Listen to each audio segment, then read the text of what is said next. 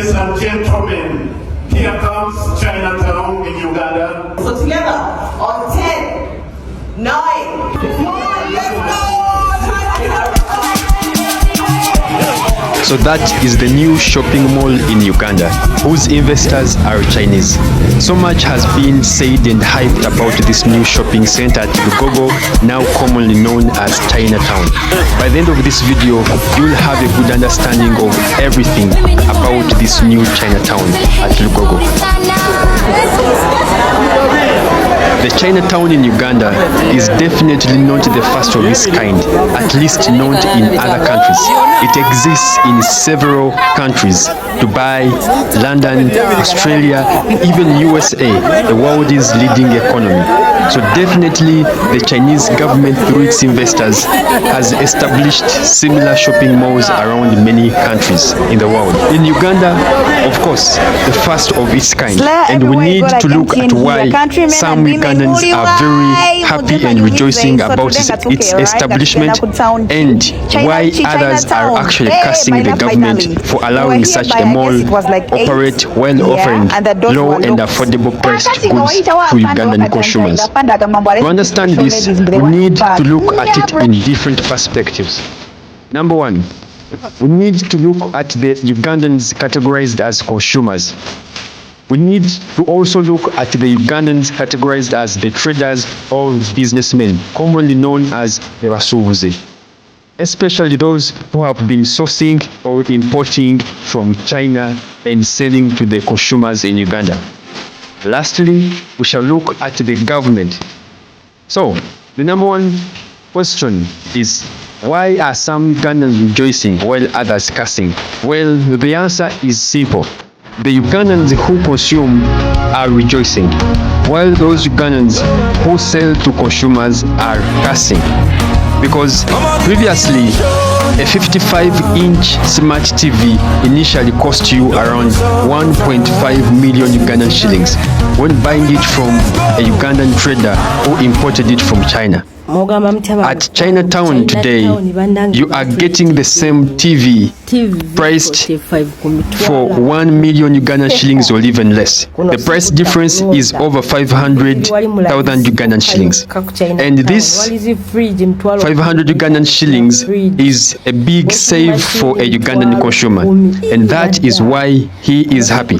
That's why he is rejoicing. He gets to save over 500k by paying 1 million or 900k for a 55-inch TV, which was initially at 1.5 million Ugandan shillings. About the Ugandan trader or businessman, he is cursing because he is losing customers. If this continues, no one will buy from him again, and eventually he will soon run out of business. The fundamental questions now come in play. Number one, why is all this happening? And number two, what should be done? This is happening because of our own systems here in Uganda. In Uganda, foreign investors are actually prioritized over local investors. Benefits include free or low infrastructure, including land, operating units or houses, including reduced tax or even taxi holidays. So, at this moment, it's very possible that the investors of Chinatown in Uganda have received one or most of the benefits mentioned above. Imagine the study case illustrated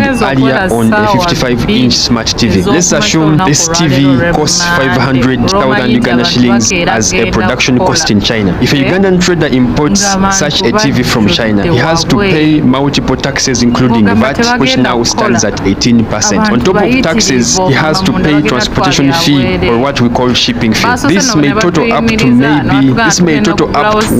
or 1.2. Then he sells it at 1.5 to earn some profit. On the other hand, a foreign investor with many benefits mentioned earlier, including tax holidays, where he doesn't get to pay tax, if he imports this 55-inch TV that initially cost 500,000 Ugandan shillings as production cost, he will incur only transportation fees of less than 300,000 Ugandan shillings. So, if he sells this TV at 900k or 1 million Ugandan shillings, he is still making good profits. But this kind of environment leaves the local businessmen and women even at a risk of making losses and eventually running out of business and perhaps going back to the village. Now, the most important question that requires immediate answers is, what should be done? The countries where Chinatowns have existed, the countries where Chinatown exists have been able to keep,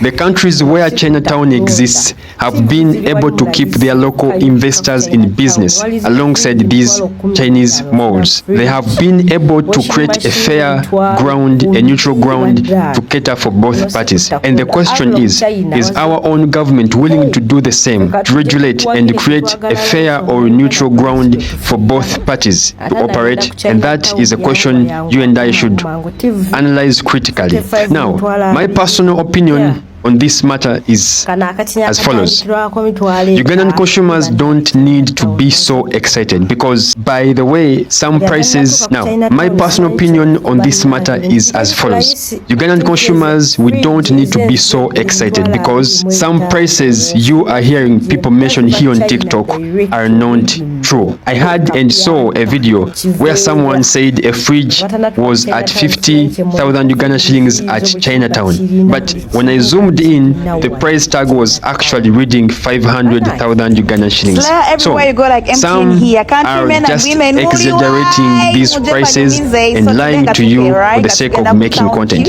And also, if it's possible that the very low prices, and also it is possible that the very low prices were part of the marketing strategy to attract attention and create awareness, since the mall is still brand new. I expect prices to gradually increase so as to meet the law of demand and supply. Remember, when demand is so high, supply is low. So to balance the equation, prices rise and demand falls, hence creating equilibrium. So these prices are likely to increase slowly over time since demand is still so high. My fellow Ugandans in mini importation business and generally importation, this is the time for you to put in practice what we have always shared, what I've always shared with you on my YouTube channel and other platforms. Product research. The China Mall cannot import everything. Trust me, I know this. So consider importing unique products that will still sell amidst this wave. You can get yourself this book on your screen